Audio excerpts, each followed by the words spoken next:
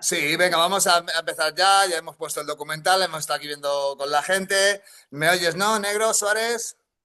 Fuerte y claro, perfecto. ¿Cómo Bueno, pues andan? como decimos, muy bien por acá, con muchas ganas de hablar contigo. Hemos estado viendo el documental de la guardería acá y sobre todo queremos, pues, vosotros, cómo vivisteis aquellos años, ese contexto, cómo lo vivió Montoneros, cómo vivió toda aquella época. Cuéntanos un poquito.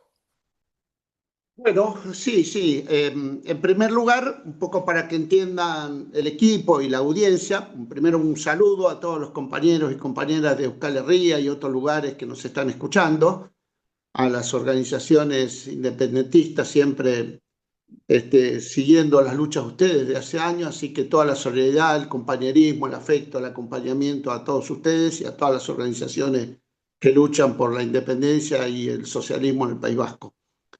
Eh, Efectivamente, yo milité en la organización Montoneros y en esa época, un poco por ahí hay que hacer una introducción, lo más corta posible, pero una introducción. Ustedes saben, hago parte de Convocatoria Segunda Independencia, que es la organización en la que milito, y nosotros utilizamos categorías del materialismo histórico y el materialismo dialéctico para analizar la realidad. Mm. Entonces analizamos, en este caso, la realidad argentina a tenor de las luchas de clase y la lucha antiimperialista, en este caso en la Argentina. Para la época en que se desarrollaron los acontecimientos que dan origen a la película La Guardería, nosotros podemos decir que 50 o 60 años antes, la lucha de clases y la lucha antiimperialista en la Argentina venía en ascenso. Es decir, venía con retrocesos, con grandes derrotas, pero siempre en general, si uno toma 50 años antes de los años de mediados de los 70, siempre fue una lucha que vino en ascenso, con grandes derrotas, con matanzas terribles, pero siempre en ascenso. Ese ascenso, en esa lucha de clases, tuvo el punto más alto, el más alto salto de calidad, podríamos decir, hacia fines de los años 60 y principios de los años 70.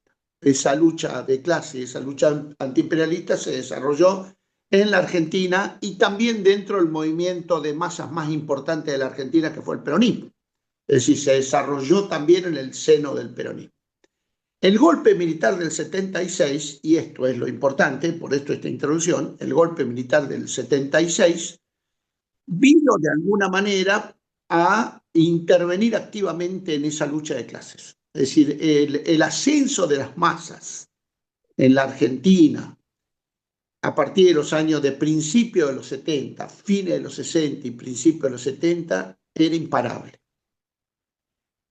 Aún con la derecha peronista en el gobierno, en el año 73, 74, 75, aún con la derecha peronista en el gobierno, nosotros antes del golpe militar del 76 debemos haber tenido más de 1000 muertos, 1000 y pico muertos, antes del golpe.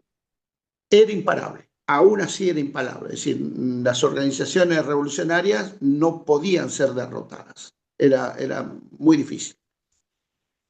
Entonces ahí es donde interviene el enemigo estratégico, ¿no? Ahí es donde los gringos del norte utilizan todo su poder, las agencias empiezan a operar en la Argentina, como operaron antes en Chile, antes en Uruguay eh, y en otros países de nuestra América, y la burguesía, la oligarquía y el imperialismo utilizan sus herramientas estratégicas, es decir, dan el golpe militar en 1976 y inician una guerra de exterminio. Inicia una guerra de exterminio como no se había dado antes desde el principio del siglo. Una guerra muy parecida a la que se dio a mediados del siglo XIX, una guerra muy parecida a la que se dio contra nuestros pueblos originarios. Es decir, una guerra de exterminio absoluto, total. Una guerra, dieron también ellos un salto de calidad en la guerra revolucionaria que se venía librando 20 años antes. Eso no diría que nos tomó por sorpresa, pero la naturaleza profunda de ese salto de calidad que le dieron las Fuerzas Armadas en la Argentina, la intervención de agencias extranjeras, etcétera, la crueldad con que se produjo, fue muy rápido, es decir, nos dio poco tiempo para reaccionar. Y cuando nos quisimos acordar, entre el marzo del 76, que se dio el golpe, y fines del 78, nosotros tendríamos 7, 8 mil muertos propios, montoneros propios.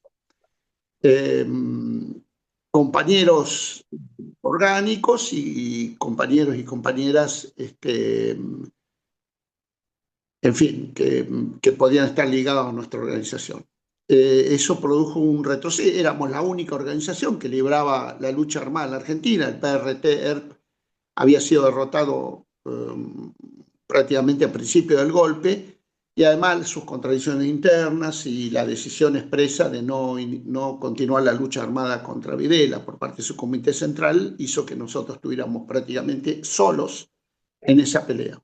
Y por lo tanto hubo que replegarse.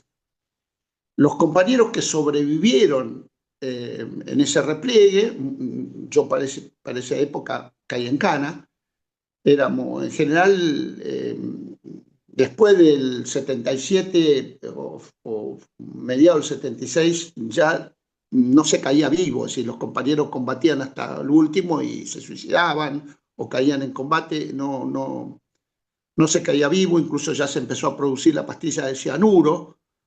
Los combatientes nuestros iban con una pastilla de cianuro porque la muerte era segura, inminente, y por lo tanto había que tratar de evitar que el enemigo sacara la mayor cantidad de datos, etc.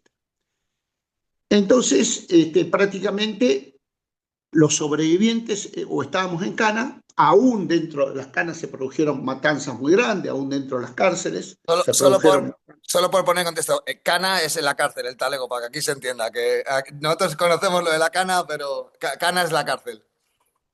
Dicen el talego, ustedes le dicen el talego, sí, o el morro creo que le dicen también.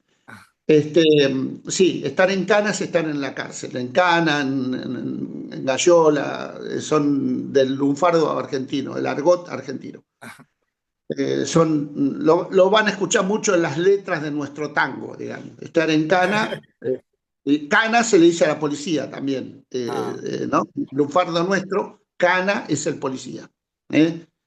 Eh, entonces, los sobrevivientes para los años 78 más o menos, o estábamos en Cana, estábamos presos, o estaban en el exterior. Y en la Argentina quedan muy pocos compañeros, muy pocos, desperdigados. Imagínense en 3 años tener 7, 8 mil muertos, 9 mil muertos. Imagínense la sangría que fue esa. Entonces, ahí, en el exterior, es donde se organiza la Conducción Nacional en el exilio, organiza una operación de gran envergadura que se llamó la Contraofensiva Estratégica. El nombre rimbombante era Orden de Campaña para la Contraofensiva Estratégica, comandante Carlos Huber, que Carlos Huber había sido un gran jefe militar nuestro muerto en combate. Entonces, ahí la conducción en el exilio organiza dos grupos de compañeros y compañeras, prácticamente en el exilio europeo, en el exilio mexicano, en el exilio venezolano y en algún otro exilio que había en el mundo. Empiezan a reclutar compañeros. Para esa época se hace un convenio con la ONU, y creo que con algunas organizaciones africanas también, pero básicamente con la OLP se hace un convenio, con lo cual ellos instruyen a nuestros compañeros en tácticas de infantería. Entiendo que a cambio de eso, la organización Montoneros, que era, para ese momento creo que era una de las organizaciones más importantes, especializadas en un arma que siempre fue un arma de la resistencia, que es el explosivo, digamos, el caño, usted le dice petardo, el caño, ¿no? El explosivo. Entonces tengo entendido que hubo algún convenio entre la OLP y Montoneros, donde Montoneros le transmitió conocimientos científicos en temas de explosivos y la OLP le facilitó campos de entrenamiento para lo que iban a ser posteriormente las tropas de infantería. Y entonces se organizaron dos grupos, digamos, dos grupos de tareas, dos grupos de acción que empezaron a ingresar a la Argentina nuevamente. Uno se llamaron las TEI, Tropas Especiales de Infantería, que eran los grupos que venían directamente a operar sobre el corazón del enemigo, básicamente sobre el equipo económico. Ejecutaron a varios, y le dinamitaron la casa a varios integrantes del equipo económico, porque además la idea de la contraofensiva, no estoy abriendo juicio de valor, ni a favor ni en contra de la contraofensiva, estoy diciendo lo que ocurrió. Obviamente, si yo hubiera estado en el exilio, me hubiera ofrecido a venir a la contraofensiva. Pero, No, no lo dudamos. pero eso ni siquiera quiere decir que lo aplauda, digamos. Me hubiera ofrecido sin ninguna duda a un crítico. Sí, es Entonces, un tema que crea mucha controversia. Cuando estuvimos María y yo allá con vosotros, es verdad que hay gente muy a favor, hay gente que lo ve muy izquierdista la opción, entonces ahí... lo sabemos muy bien y sabemos cómo el enemigo operó en esas contradicciones, desde afuera y desde adentro. Pero yo adelanto opinión, aún siendo muy crítico, hubiera venido a la contraofensiva. Me hubiera ofrecido a venir a la contraofensiva. Entonces, bueno, las tropas de infantería operaron militarmente y después traba otro grupo que se llamó las tropas especiales, las TEA, las tropas especiales de agitación, que venían a desarrollar tareas efectivamente de agitación, de publicación, interferencia en canales de televisión, de radio, volanteadas, etcétera. Esa operación duró más de un año, también con muchos muertos, muchos compañeros muertos, caídos, desaparecidos, etcétera. Y prácticamente yo diría que los coletazos de esa operación siguieron hasta casi el advenimiento de la democracia. Es decir, a mí me tocó salir en libertad en los años, fin del año 81, y me incorporé inmediatamente a algunos grupos que todavía estaban operando en la Argentina. Entonces, insisto, por supuesto, si alguna vez ustedes quisieran que toquemos específicamente el tema de la derrota, de la contraofensiva, de la guerra nuestra, de la guerra revolucionaria, y que analicemos las causas de la derrota, nos podemos tomar otros 30, 40 minutos en algún momento, en el mes que ustedes quieran, para analizar eso. Apuntado queda para el mes que viene, sí, venga, para ir rateado. Por ahí les interesa, digamos. Yo y algunos compañeros nunca utilizamos el término autocrítica, para eso suena más a religiosidad y a perdón. Nosotros utilizamos las causas de la derrota, analizar por qué fuimos derrotados. Entonces, el día que a ustedes les interese, podemos charlar de ese punto, que incluye obviamente la contraofensiva. Entonces, bueno, y ahí es donde aparece la relación con la guardería. Ahí se estableció, como ustedes bien vieron en la película, se estableció una especie de institución con todo el apoyo del Estado, del gobierno y del Partido Comunista Cubano, con mucho apoyo de infraestructura, con mucho apoyo político, donde los compañeros que venían a combatir a la Argentina, sabiendo que podían morir y que en gran parte murieron, muchos de estos chicos que aparecen ahí perdieron a sus padres y otros que no aparecen. Hay muchos más que no han aparecido en la película, pero que ¿cómo es? Que también estuvieron ahí y que perdieron a sus papás y mamás.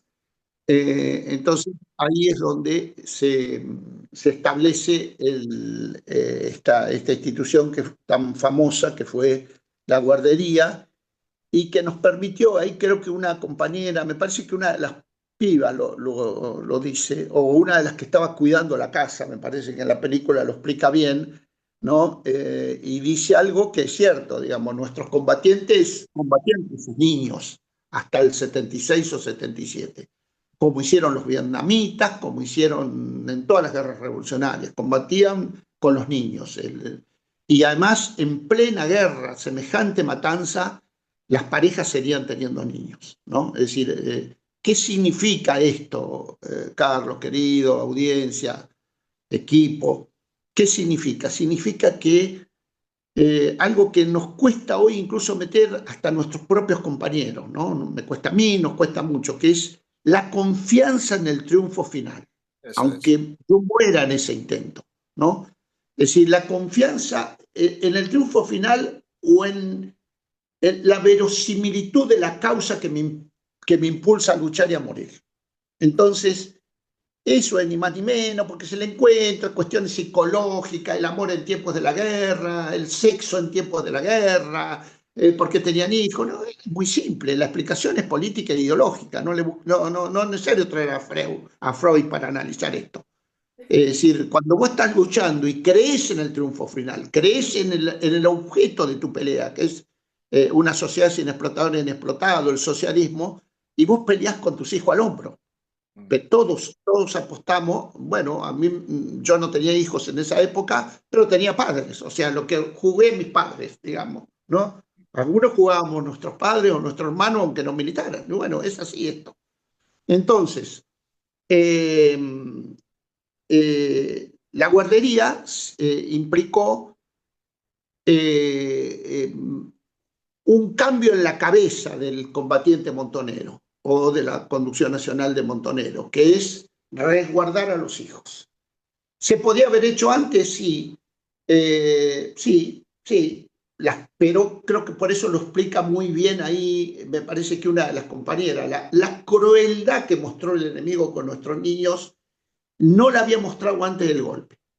Antes del golpe militar, si bien fue sangrienta y tuvimos más de 1000 muertos,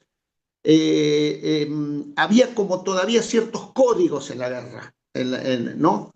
Había como ciertos códigos. Cuando vino el ejército, cuando vino las Fuerzas Armadas, cuando empezaron a masificarse los campos de concentración, nos encontramos con que de un día para otro esos códigos no existían más. Y nosotros, para que tengan una idea, todavía estamos buscando más de 500 niños. O sea, imagínense lo que es 500 niños que hoy tienen 50 años esos pibes. Y sabe Dios dónde están, y estoy seguro que la mayoría no están muertos. Entonces, a pesar de que se recuperaron, creo que como 200 niños o más. Bueno, entonces, yo le doy a todo esto, no le doy una explicación psicológica ni romántica, le doy una explicación política e ideológica. Es decir, el nivel el grado de guerra que se venía desarrollando en los años 77, 78, a partir del 76, tuvo un salto en la calidad, en la crueldad del enemigo. Es decir, mostró la verdadera cara del enemigo, que uno la leía en los libros, en la guerra de Vietnam, en la guerra de Argelia, en la guerra civil española, pero una cosa es leerlo en los libros y otra cosa es vivirlo. O sea, nosotros, la generación mía no lo vivió en los 60, no lo vivió en los 70, mis padres no lo vivieron en los 50, es decir, porque era una guerra, si bien violenta, si bien sangrienta, tenía determinados códigos, ¿no? Y diría incluso a veces es que hasta por el propio machismo de nuestros enemigos no se tocaba a las mujeres, no se violaba a mujeres, en fin, había cosas que, ¿no? que después se masificó. Así que eso es lo que puedo decir específicamente del tema de la guardería, lo que tiene que ver con la película, el resto ustedes lo vieron en la película. Eh, y, y nada, bueno, ahí me llega hasta el alma. Yo quiero también rendir homenaje a una de las compañeritas que aparece ahí, que es Amor Perdía, Amorcito, le decíamos todos. Murió hace 2 años, con sus jóvenes 40 años, la hija del máximo comandante de uno de los máximos comandantes de Montevideo, pero además del que condujo la contraofensiva en la Argentina. O sea, él y su esposa, o sea, sus padres, no eran comandantes que conducían desde un sillón. Estuvieron acá dentro de la Argentina, entrando y saliendo desde Perú y conduciendo esa operación que fue la contraofensiva, donde perdimos además muchísimos compañeros. De hecho, si te acuerdas, María y yo te conocimos en el entierro del comandante Perdía, ahí en Buenos Aires. Llegamos justo el día que fuimos a dar el último adiós al comandante y ahí nos conocimos, sí. Pues sí, como bien dices, Negros, es que al final las condiciones materiales son las que dictan las técnicas, las estrategias, tanto el enemigo como las nuestras, y van variando en esa función. Y otra cosa que al ver la película todos hemos hecho esa analogía con cómo hoy en día vosotros habéis recogido a las hijas de las Villalga, a las hijas de los y las paraguayas guerrilleras. Nos ha parecido muy curiosa esa analogía, incluso con los hijos de la guerra de Euskal Herria que tuvieron que salir para acá. ¿Cómo ves esa analogía con lo que habéis hecho vosotros, por ejemplo, con las hijas de Villalba y de las demás compañeros de allí de Paraguay? Sí, Carlos, me parece atinado el comentario, ¿no? Nosotros eh, cuando empezamos a ser muy solidarios con los combatientes paraguayos, con los campesinos paraguayos, primero con un partido que se llamó Partido Patria Libre, que era un partido de campesinos, un partido marxista-leninista de campesinos que fue diezmado, y del seno de ese partido la juventud de ese partido, que eran muy adolescentes, 16, 17 años, Carmen Villalba tendría no más de 17 años, Osvaldo Villalba, su hermano, que resultó ser el comandante Alexandre, el máximo jefe de la guerrilla paraguaya, era más chico todavía que Carmen. De ese seno aparece el Ejército del Pueblo Paraguayo. Nosotros ya habíamos sido muy, muy solidarios con el Partido Patria Libre, y después cuando empiezan a caer compañeras y compañeros del EPP, también fuimos solidarios con sus presos.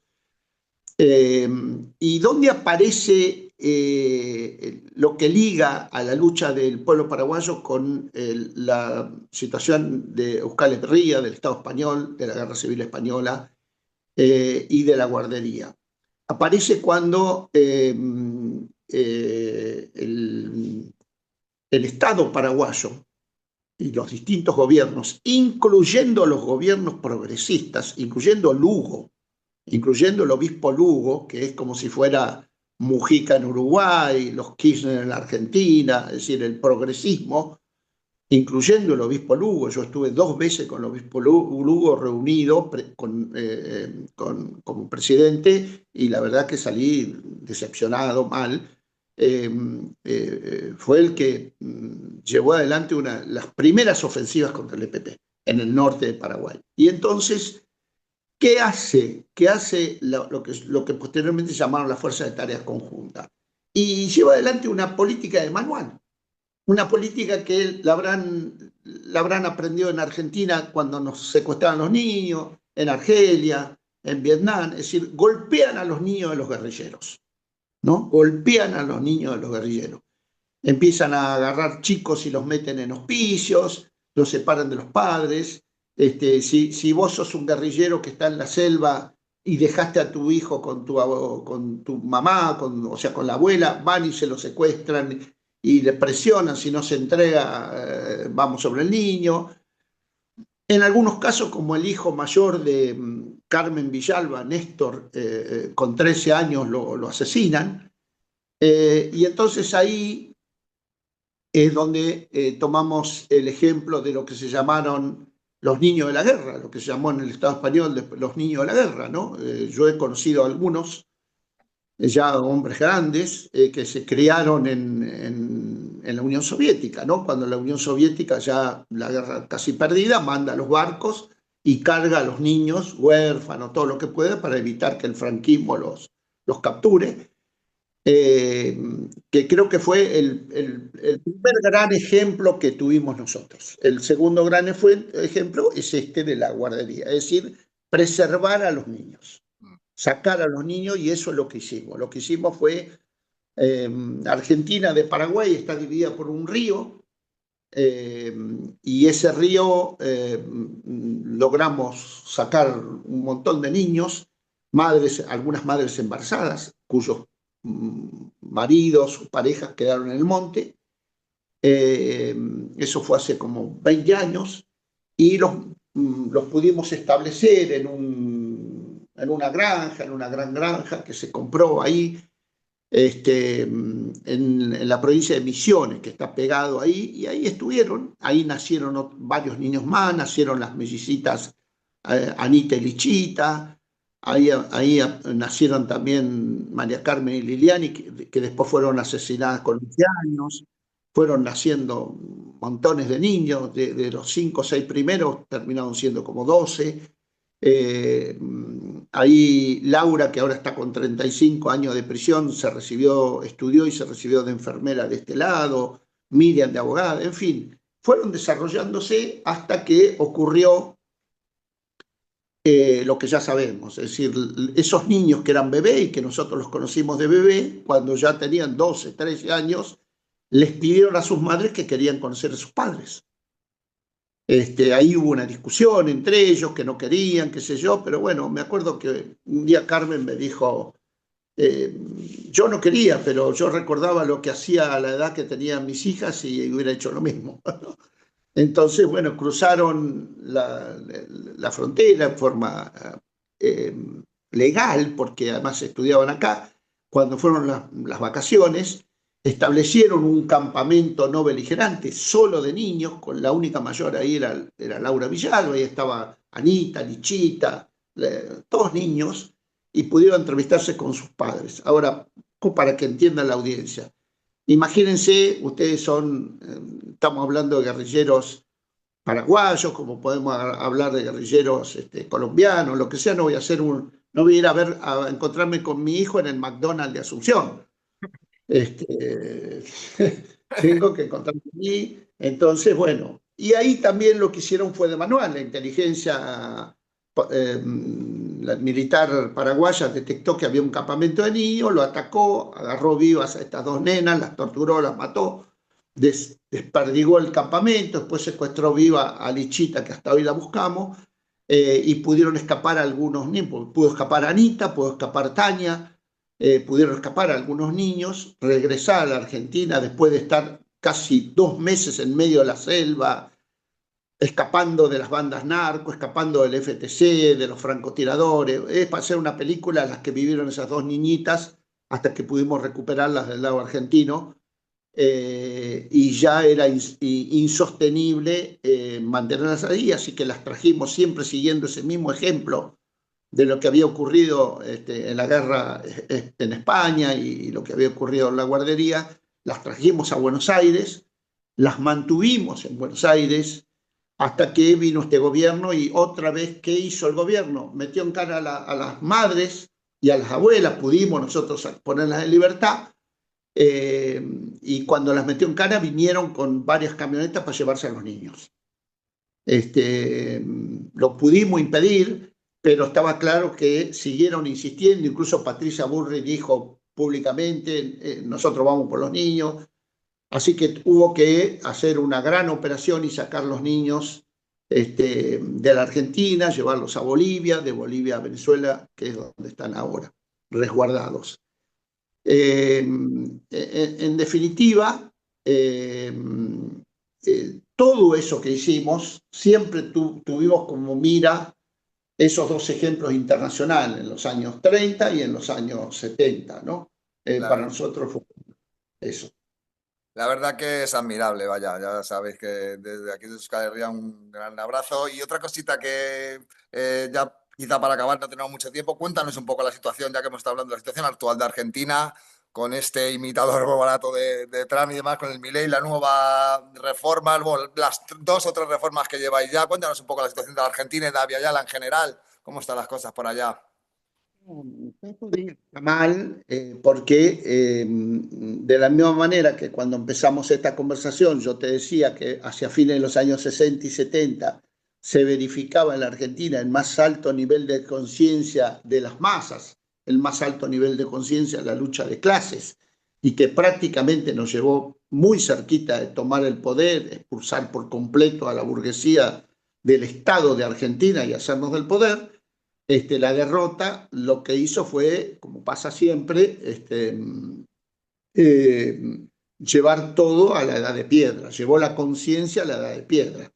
Algo se ve en la película ahí, es decir, lo que hicieron las clases dominantes y los partidos de la burguesía, básicamente, para que entienda un poco tu audiencia, para hacer un parangón, hicieron algo parecido al pacto de Moncloa de ustedes, Ah, ¿no? Es decir, la Unión Cívica Radical, que sería como el PSOE allá, sería casi, están en la misma, en la Internacional Socialista, hoy están como ahí, ¿no? La Unión Cívica Radical, que sería el PSOE del Estado español, el peronismo, ya el peronismo capitalista, porque esa lucha de clase del peronismo había terminado, porque digamos, el imperialismo y las clases dominantes también intervinieron en esa lucha de clases en el peronismo, preservando a los sectores procapitalistas y proimperialistas y haciendo mierda a toda la izquierda peronista. sí, ahí Entonces, al peronismo mejor ni entramos porque ya son 3 programas más lo que hacemos para explicar lo que es sí, el peronismo, ¿eh?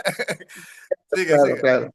Entonces, esa lucha de clases dentro del peronismo había terminado, entonces el peronismo, el radicalismo y básicamente las clases dominantes diseñan una Argentina para los próximos 50 años que se cumple a rajatabla, ¿no? Una Argentina capitalista, una Argentina que iba a profundizar ese modelo económico que se empezó con la dictadura, el modelo de entrega, de hacer ser un país productor de materias primas o de recursos, destruyeron toda la industria nacional. Y entonces, ¿por qué digo esto? Porque esa Argentina, 30 años después, se construye básicamente de la mano del peronismo. Llámese Carlos Menem, Néstor Kirchner, el peronismo más liberal pro norteamericano, el peronismo más progre, al estilo, qué sé yo, Evo, Mujica, Correa, Lugo, qué sé yo, ese estilo, el progresismo que arrasó con toda América Latina y así estamos. Y como consecuencia de esto, 3 años de gobierno kirchnerista, para que entienda la audiencia, el progresismo en Uruguay puede llamarse Frente Amplio, Concertación en Chile, Tecoyoyá no sé, en Paraguay, acá se llama kirchnerismo. El progresismo en la Argentina se llama kirchnerismo. Entonces, 3 años de kirchnerismo trajo como consecuencia a Macri. El pueblo le dio otra chance más y volvió a ganar el kirchnerismo. Y bueno, a partir de ahí votaron a Milei porque ya era imposible. Y entonces, esta es la situación que tenemos hoy: un gobierno prosionista, proimperialista, con un sector muy importante del peronismo que le está votando todas las leyes, las más importantes, esta ley esclavista laboral, todas las leyes, es decir, un sector muy importante del peronismo se las vota, ¿no? Y entonces estamos, te decía, así como te decía que en los fines de los 60, principios de los 70, teníamos por ahí el nivel más alto de conciencia, hoy tenemos el nivel más bajo. Y remontar esto nos va a llevar varias décadas. En eso estamos. Bueno, si os sirve de consuelo, en todos sitios pasa igual y además con todo. La socialdemocracia siempre jugando su sucio papel de pata izquierda del capitalismo, siempre hace todos los recortes de derechos y después de ellos siempre viene la derecha o la ultraderecha. Entonces es que siempre es lo mismo. Aquí también, después de tanta lucha, pues ahora viene un momento de valle, un momento de bajón y al final pues es lo que toca. Camarada, toca levantar todo esto, hay que volver a ponerse en pie, como últimamente estamos diciendo en Bulcha. Y nada, simplemente negro, sabes que te apreciamos mucho, te queremos mucho, a ti y a vuestra organización. Creemos que es una línea correcta antiimperialista, es una buena línea en todo lo demás. Y nada, agradecerte tu intervención como siempre. Y ya iremos contactando para todas estas cosas que siempre se nos quedan en tintero, pero que siempre es un placer hablar contigo. Bueno, gracias a ustedes, gracias Carlos, gracias María, gracias compañeras, compañeros, audiencia. Ustedes saben que Euskal Herria es como mi segunda patria. Ujú, este, y viví con mucha tristeza también las contradicciones internas que hubo. ujú. En algún momento, muchos fuera de Euskal Herria apostábamos al desarrollo de un proyecto socialista, de un proyecto que la independencia estuviera ligado al socialismo, ¿no? Como nosotros decimos acá, nosotros somos antiimperialistas, pero también anticapitalistas, es decir, no vemos una contradicción o que algo puede ir más adelante que otro. Así Eso que es. sepan, compañeros de todas las organizaciones independentistas que pueden contar con nosotros. Yo, la verdad que hace rato que en convocatoria no me ocupo mucho de cuestiones internacionales y que, como les digo siempre, ojalá pueda ir a Euskal Herria solo a visitar amigos y compañeros, Sí, porque mis propios compañeros, cuando haya que hacer política, irán otros compañeros y compañeras más jóvenes.